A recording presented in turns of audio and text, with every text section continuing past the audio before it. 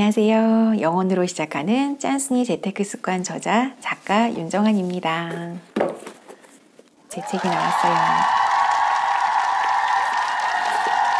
볼 때마다 뿌듯합니다. 오늘은 우선 고정지출부터 잡아라에 대해서 말씀드리고자 합니다. 저는 작년에 아이가 초등학교 1학년이 돼서 휴직을 했어요.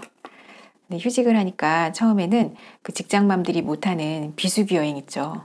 그게 너무 하고 싶은 거예요. 그래서 그거 좀 해보려고 막 따라 해봤거든요.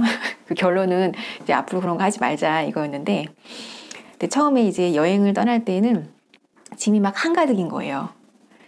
그래서 여행이니까 기분 낼 것 같아서 이것저것 막 챙기고, 저 옷 좋아하니까 신발도 막 한 2개 챙기고 이러니까 부피가 엄청 커지는 거예요.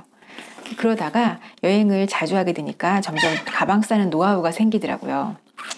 이제는 옷 욕심, 신발 욕심 잘 내지 않고 그냥 마음에 드는 거 한두 벌, 신발도 간편한 쪼리 이런 거 가져가게 되더라고요.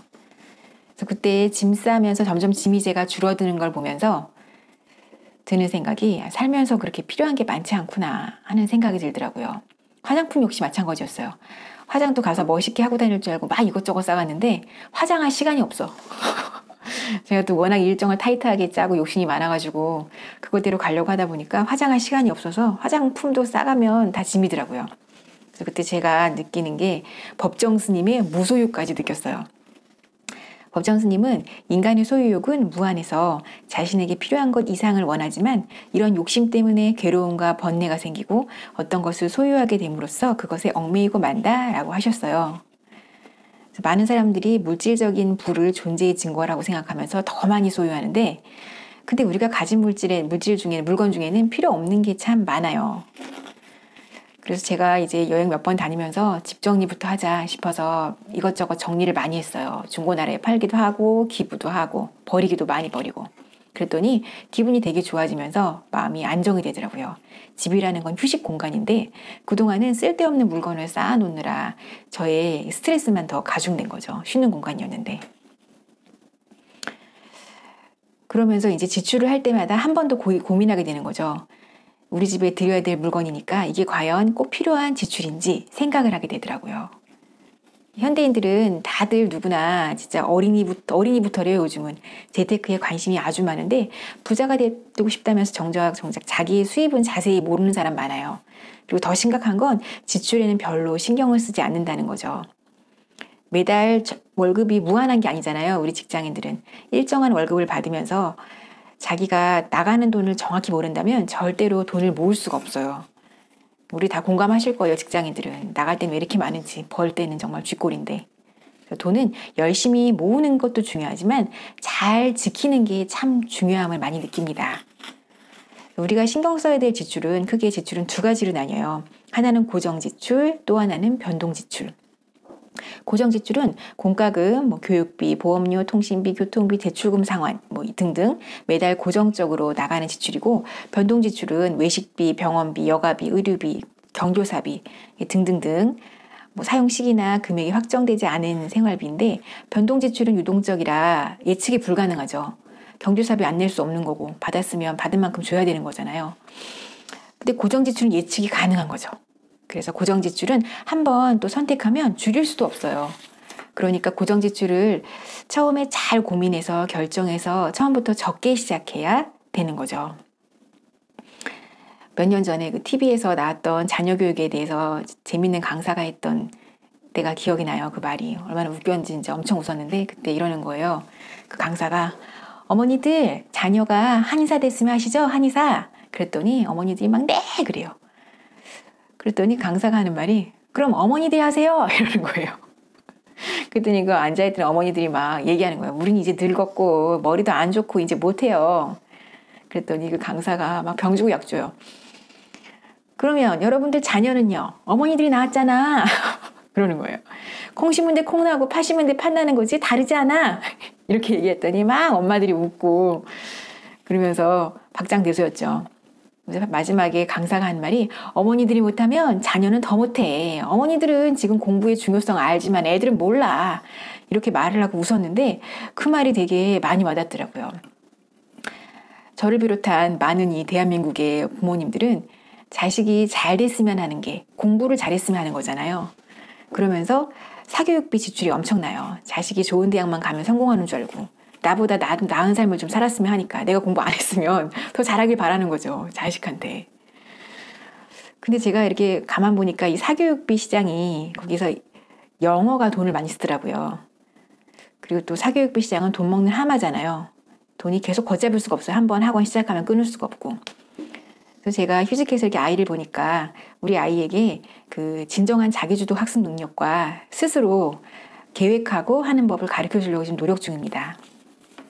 교육에 대한 좀 마인드를 많이 바꾸고 있어요. 공부 꼭 잘할 필요 없다.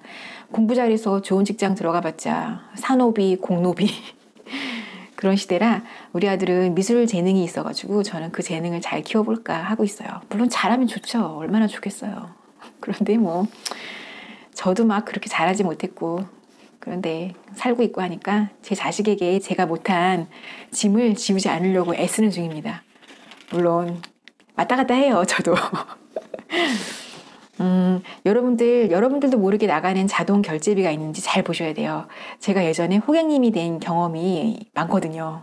뭐 남들보다 좋은 편이긴 해요. 저는 좀 이제 돌아봐서 많이 기억났던 게 저는 드라마를 좋아하는데 아이 교육을 생각해서 TV가 없어요. 남편이 있는 그 주말 부부 남편이 있는 그 지역에 TV를 두고 왔어요. 우리 아이 교육 좀 잘 시켜보려고. 그리고 필요한 것만 보거든요. 근데 저는 이제 시간이 되면 드라마를 몰빵해요. 그것도 이제 블루투스를 이용해서 집안일 하면서 스마트폰으로 보죠.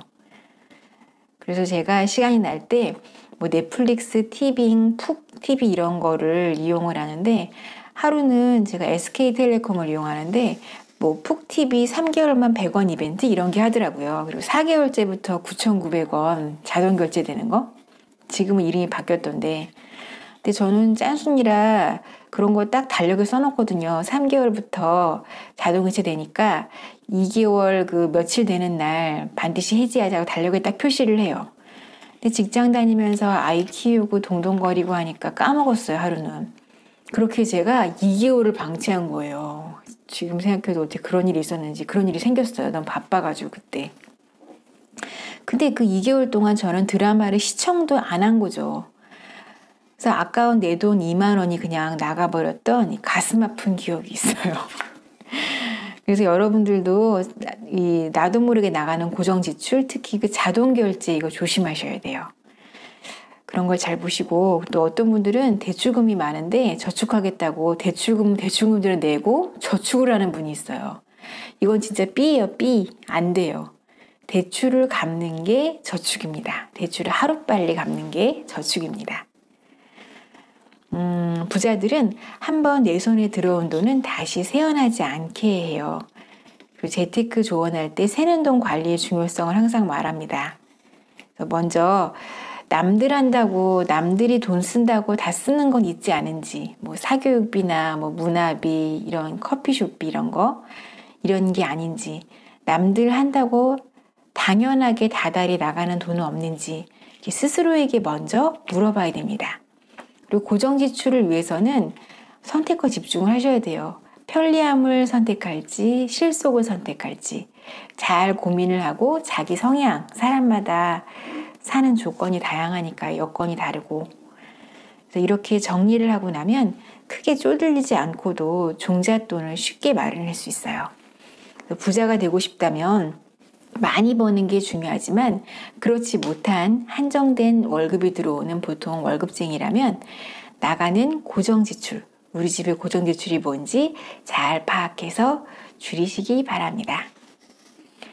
좋아요와 구독은 사랑입니다. 감사합니다.